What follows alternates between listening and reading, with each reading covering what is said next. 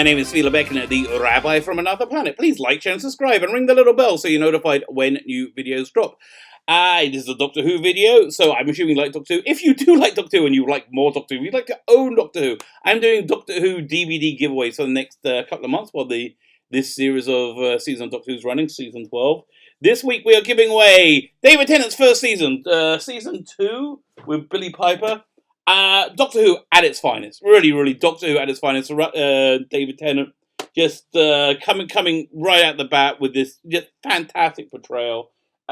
Which, you know, I did tell you, it took me like a good year to get used to him, because I really liked Eccleston, but David Tennant, fantastic. So you want to win it? All you have to do is subscribe to the channel. I have no way of checking if you're going to subscribe. If you can subscribe, that'd be really nice. Please be nice to me. And leave the comment hashtag Doomsday, which is the last episode of that season. And I'll do the drawing on Sunday. I'm on the TARDIS zone after the episode of Doctor Who airs, and to discuss it, and we will do the drawing then. But if you like classic, wonderful Doctor Who, I've just heard really pinnacle, fantastic Doctor Who is being released on Blu-ray. I'm so excited about it.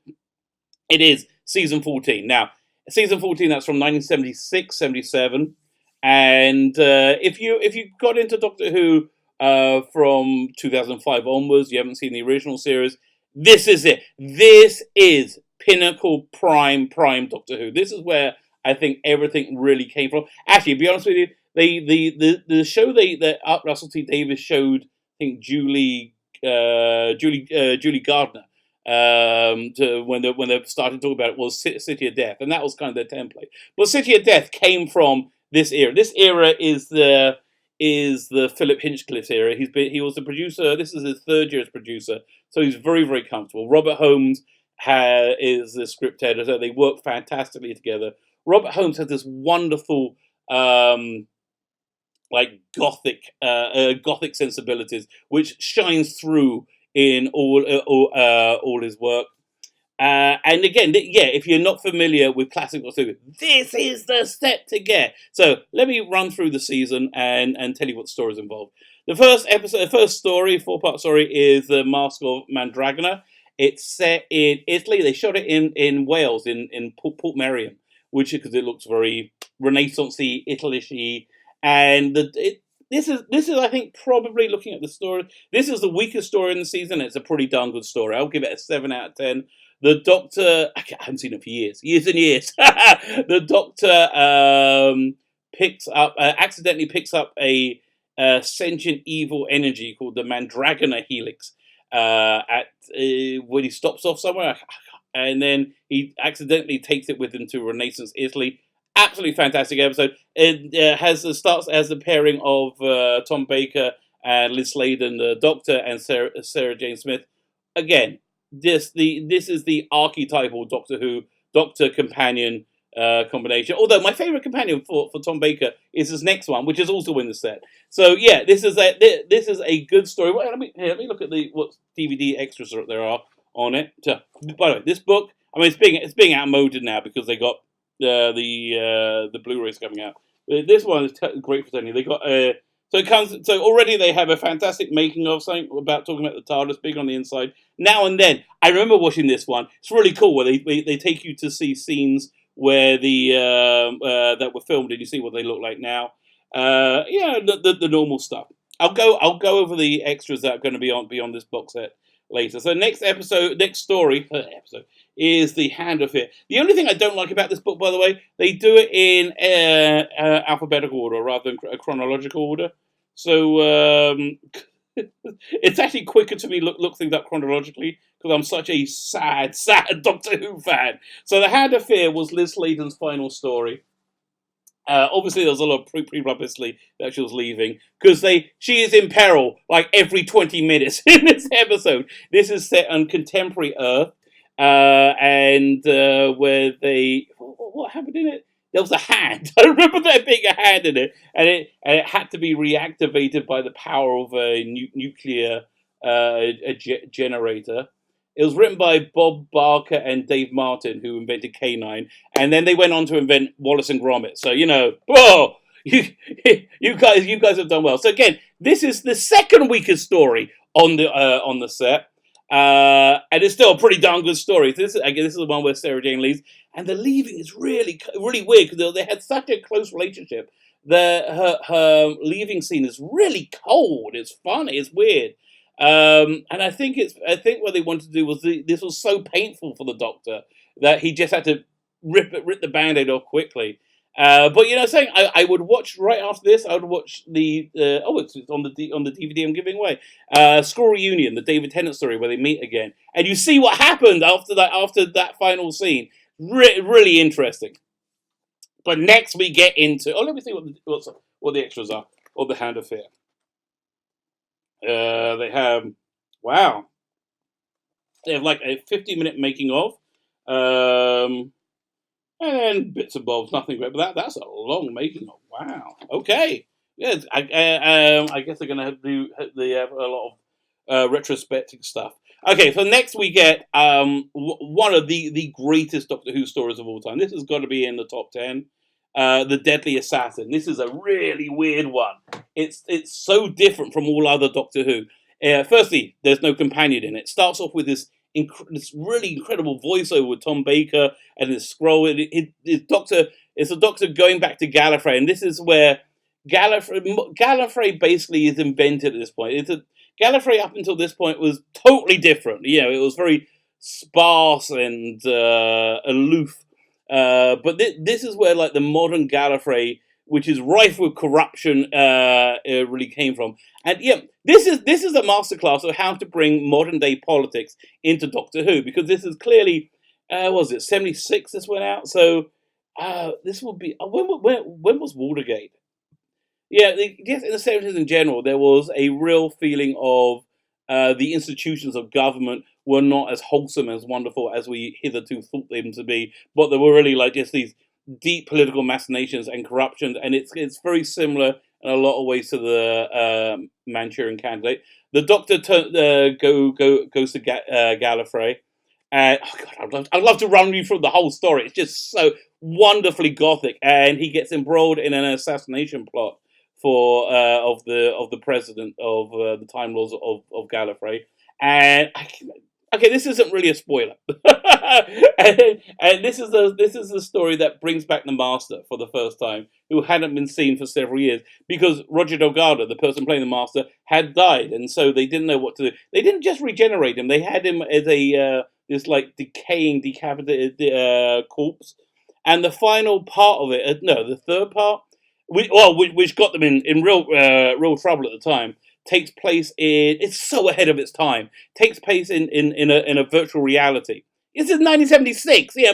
I don't think they even invented the average home computer. The home computer wasn't even blinking either. And they're talking about virtual reality, and they're doing it well. It really came. It's really scary, really spooky. And again, just an absolute classic. Let me see what the extras are on this. Dominators, no. Destiny, Ultra and the Bannerman, Death of the Daleks, The Deadly Assassin. Oh, so The Matrix Revisited, that's a making of. About 30 minutes. 30 minutes about normal one. The Gallifreyan Candidate, it talks about it's connecting it to the whole like mind washing, and again it's very much based not based, it's influenced inspired by the Manchurian Candidate. Just again, fantastic story. Next story is one of my absolute favorites. Again, it's The Face of Evil. This is the first story with Leela, Louise Jameson, who is just stunningly beautiful. Not in this episode. I think it was this season 15 story, Underworld. I was watching it one time, and I just paused it, and it freezed on Louise Jameson Leela. And I'll tell you, she looked like an oil, like a painting. You could hang that frame on the wall, and anytime she was on screen, you just freeze her, and anytime she looks just perfect. It's breathtaking. So, Face of Evil is a really, really clever story by one of my favourite authors, Chris Boucher, who went on to do Star Corps, which I quite liked. And he was the creative force behind the second series of Blake Seven, which I think is probably the strongest. Was the second series? Was it? Yeah, it was the second series. Where the Doctor turns up, and there is a society. There's a primitive society, and then there's a very a very technologically advanced society, and they have very different traits. There's all these, like, in the jungle. It's all shot in studio, but they really sell it. It's really impressive. So you have, like, this warrior tribe, and the Doctor then finds out that this planet is a weird experiment by which he has some kind of control. He has something to do with, because at the end, the cliffhanger for the end of the first episode, which I guess is like 50 years ago. It's not really a spoiler. Is the Doctor thinks he's never been there before. And then the Leela, who he just met, who was just thrown out of a tribe, shows him. It says he's the evil one, and then takes him to a mountain where his, like, entire face is carved on this mountain, and so the mystery ensues. And it's really about social engineering and the Doctor's effects that he doesn't realize on. Of his travels. So you're coming back to something that the Doctor did many, many years earlier, and you're seeing the devastating effects from it, which is really, really clever. Next episode, absolute classic. Although I do prefer Face of Evil, which the previous story, the Robots of Death. Absolutely wonderful story. It's very much a Agatha Christie type tale set on a sand miner on the planet Caldor. These massive sand miners go through the desert, churning up ore, and you get like I think you get like a 2-year rotation on there. So you have this, like, very limited cast of characters on this enclosed environment, because they can't get out the sand mine. Fantastic cast. It's Russell Hunter. Russell Hunter is a wonderful actor. He was best known for the show called Callan, in which he played this very, like, sniveling sidekick, I would say, called Lonely. So here he plays a totally different character, and he's loud, he's gregarious, he's powerful. The design in this is wonderful. Pamela Salem's in it, and Pamela Salem also looks gorgeous in it. And it's so you've got a limited amount of people.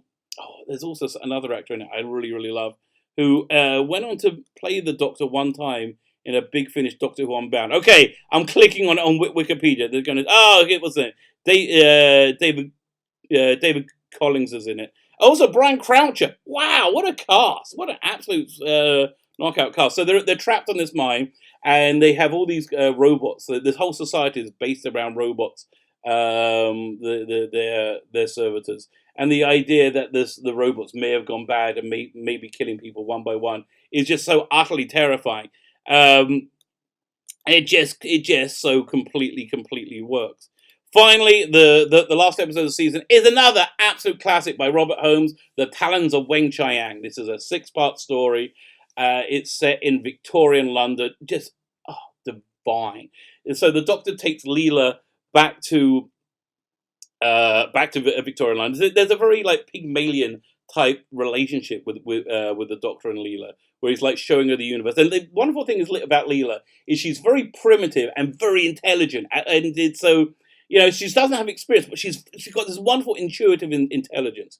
So they take her back to was it 18th century London to see musical, and there is an Oriental hypnotist act, mesmerism act, which again totally politically incorrect. Is played by a non-Oriental person. Could not happen today. I guess there weren't many Oriental actors in in England at the time. Hang on, let me see who played him. It's quite a famous guy, and I've seen him in a few things, but I can't remember his name.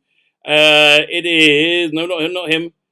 Was it John Bennett? I didn't think of it. I've also got Deep Roy in it. Okay, Deep Roy is you've probably seen him in tons and tons of A-list movies, like really top, and you've never known it. He's a I don't know what the politically correct term is. A person of diminutive stature. He's a little person. I think little person. See, to me, little person sounds really insulting. So it feels wrong saying it. But the M word is apparently like the N word. Yeah. So I don't want to be rude either. So I guess little person is what they prefer. Okay, fine, little person.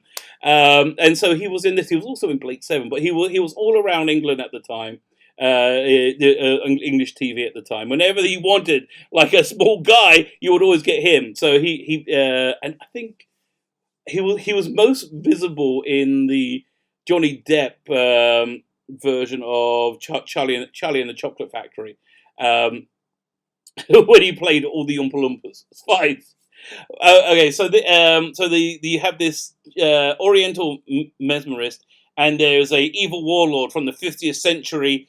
But one of the great things about this is one of the Robert Holmes double acts. Robert Holmes always had these incredible double acts he brought in, and this time he brought in Jago and Lightfoot.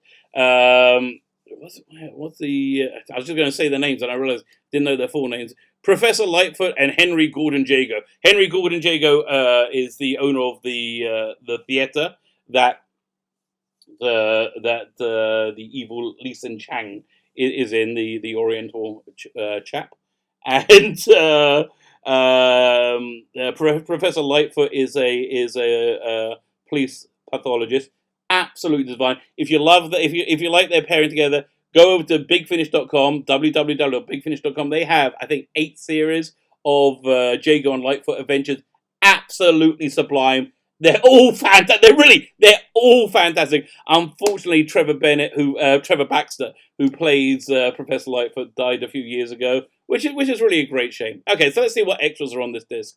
Okay, they're 5.1 sound. Who cares? Fine. It makes it look nice. New commentaries behind the sofa.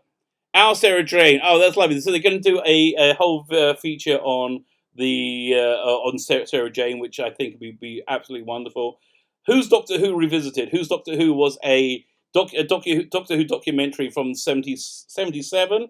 So Toby Hidoki is revisiting all the people making it. I saw a clip. They had a kid in from that talking about wearing a suit and tie, and so Toby Hidoki is talking to the same kid now. 50 years later? He's in his 60s. And what else is there? They say there's going to be updated special effects, which I think is for the Talons of Wings.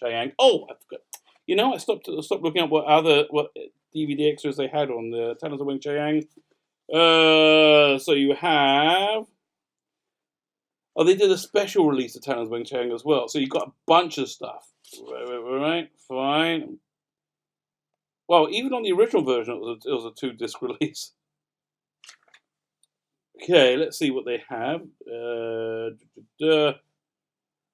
Audio options. The Last Hurrah. Oh, wow, this was the end of the Philip Hinchley era. That's a great documentary. Remember that. Foe from the Future. This is the story that came to replace the Foe from the Future. If you ever want to hear Foe from the Future, also Big Finish has it. It's also famously, Talons of Wing Chiang has not terrible. Has one really bad special effects, which is this rat this giant rat that attacks the Doctor and Leela in the sewers that everybody always hated. I actually didn't mind him. This is one of the few special effects that I've never had a problem with. But apparently they're doing new special effects, and the clip on the trailer for it made it look like that's the story they're doing the new special effects for. I am excited for this box set. I'm excited for all of the classic Blu-ray releases because they're just fantastic stories. But again, if you're an old fan or if you're a new fan, this is the set for you. BBC, you could have sent you. I've just spent 19 minutes selling your bloody DVD for you. You could send me one. Go ahead. Your Blu-ray. But I guess not. I guess I have to buy it. It's coming out in April. My strong recommendation. If you guys want me to do more in-depth reviews of these stories, go ahead. Just go ahead and ask me. If you have any comments, just let me know. Like, share, and subscribe. Please subscribe. That'd be really, really helpful for me. Thank you so much, and have a fantastic day.